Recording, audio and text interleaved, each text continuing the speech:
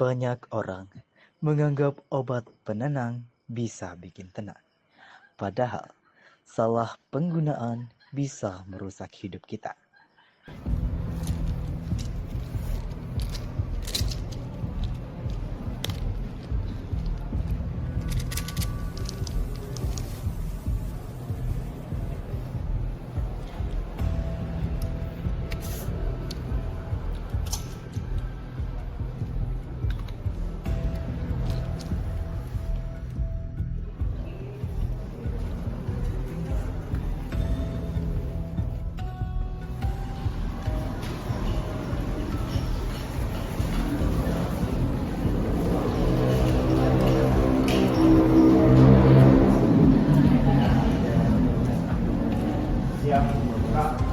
Oh iya, silakan Mas duduk. Iya. Ya, mau cari apa Mas? Mau cari obat. Obat apa? Bentar. Oke, boleh Mas. Ini, mau cari obat ini Kak? Obat ini Mas ya? Iya. Kita lihat dulu Mas ya.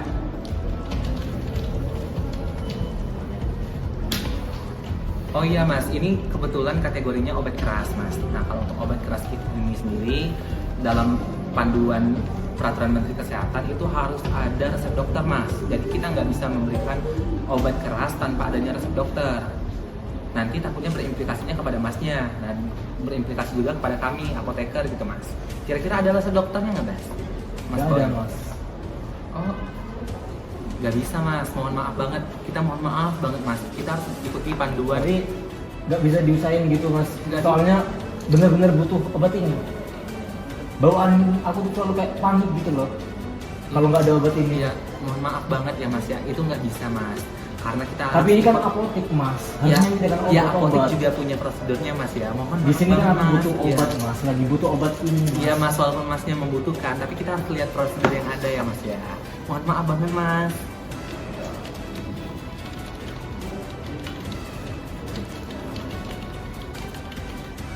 Ini Mas.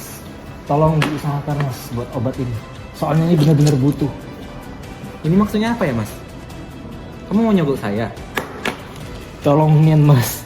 Sumpah serius Mas. Tanpa obat ini Mas. Maaf Mas, nggak bisa Mas. Kami apoteker harus menjaga integritas kami gitu Mas. Tapi tolongin Mas. Aku benar-benar butuh Mas. Tanpa Nggak bisa Mas. Nggak bisa. Tolong Mas. Kita cuman diem-diem aja. Cuman kita berdua aja. Nggak ada yang lain di sini Mas. Serius. Benar-benar butuh obat ini. Tolong diusahain. Emang lagi butuh banget ya Mas? Iya. Soalnya bener-bener kayak panik gitu bawaannya tanpa obat ini.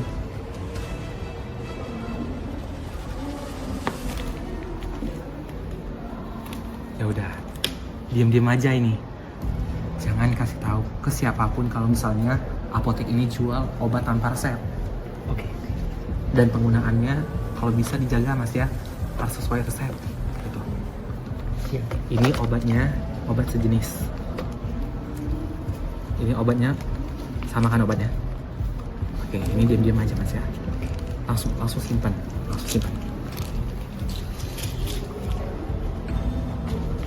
Oke. Makasih ya. Ya, silakan. Terima kasih Mas, selamat datang Iya. kembali nanti ya.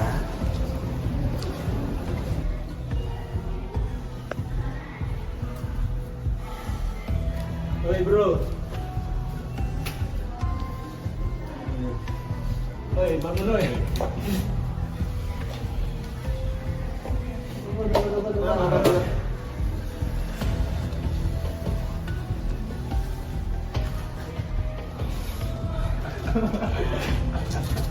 Ini nih yang ini.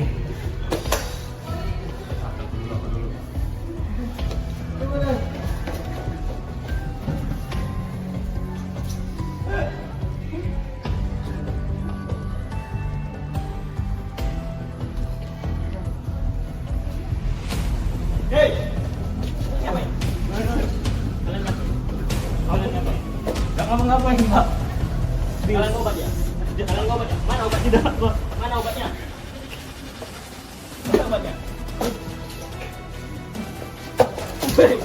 Stop! Kalian mantap. Penjara kalian ini. Tahu kalian? Penjara ini. Terus kamu cepat. beli di apotek sebelah Pak. Apotek sebelah. Iya. Gimana? Iya. Kalian ikut. Iya Pak. Iya Pak. Diam di sini ya. Iya Pak. Iya Pak. Tetap. Kau ikut saya.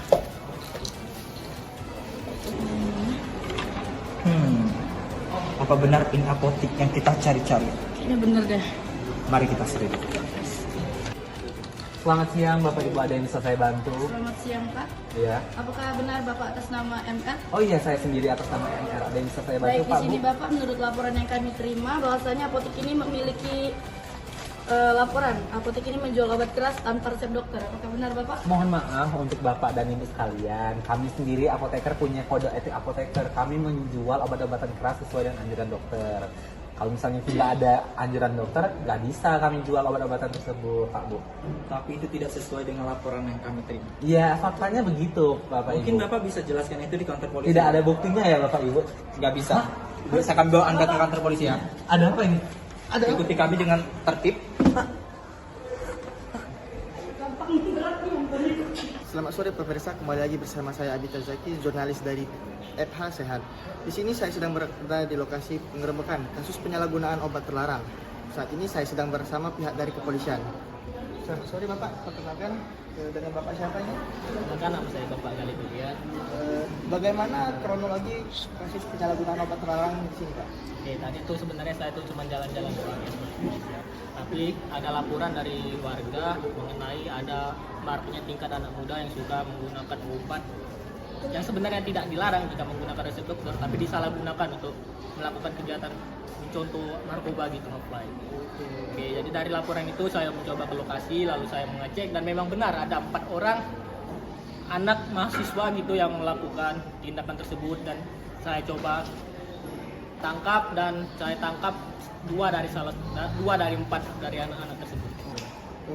Bisa Bapak berikan pesan-pesan untuk masyarakat, terutama kalangan muda, agar terhindar dari penyalahgunaan obat-obat terlarang seperti yang sudah sering terjadi ini? Ya, cukup menurut saya pertama kalau dari itu mungkin dari lingkungannya, mungkin jauhi dulu misalnya mempunyai lingkungan yang kurang bagus.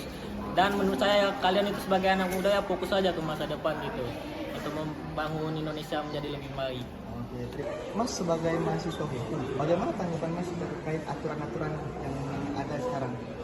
Oke, harapan aku sih Mas, lebih ini nih nggak bisa kita salahkan satu dua belah pihak Mas. Ini harus ada kerjasama dari kita semua. Mulai dari mahasiswanya harus dirangkul juga.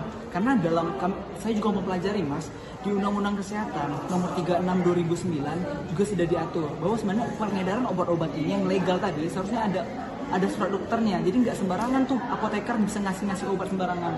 Dan untuk mahasiswa itu sendiri, mahasiswa itu harusnya direhabilitasi karena semangat dari undang-undang narkotika itu sendiri pada Undang-Undang 35 2009 juga seharusnya orang-orang masih apalagi orang-orang di bawah umur tadi tuh harusnya didahulukan lagi rehabilitasi pemulihan.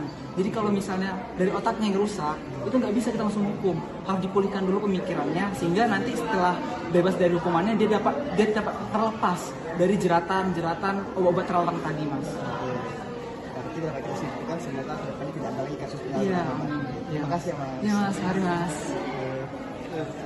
Sekian liputan dari saya Abita Zaki, jurnalis dari FH Sehat. Saya akhiri, selamat sore semuanya. Dari analisis ini dapat disimpulkan bahwa mahasiswa dan apoteker telah melakukan pelanggaran hukum. Yang pertama, menggunakan obat keras tanpa resep dokter. Yang kedua, memberi imbalan kepada petugas apoteker untuk mendapatkan obat secara melawan hukum. Dan yang ketiga, menggunakan obat tersebut secara bersama-sama yang mengarah pada penyalahgunaan sediaan farmasi.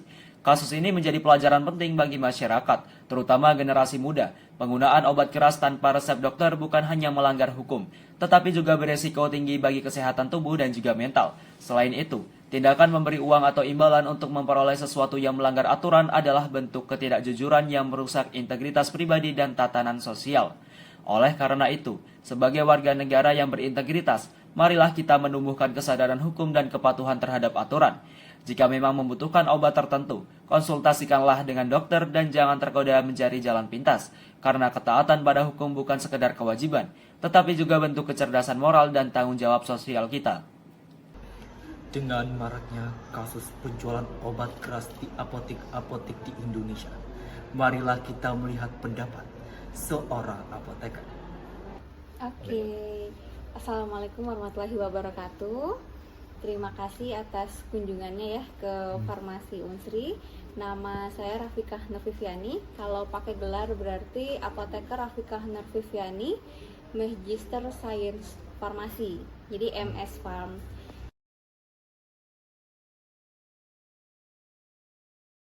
Oke, untuk penggunaan obat-obat yang ilegal.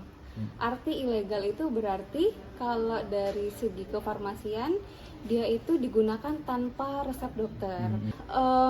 Aku cerita dulu sedikit, jadi kondisi terkait dengan penyalahgunaan obat ini.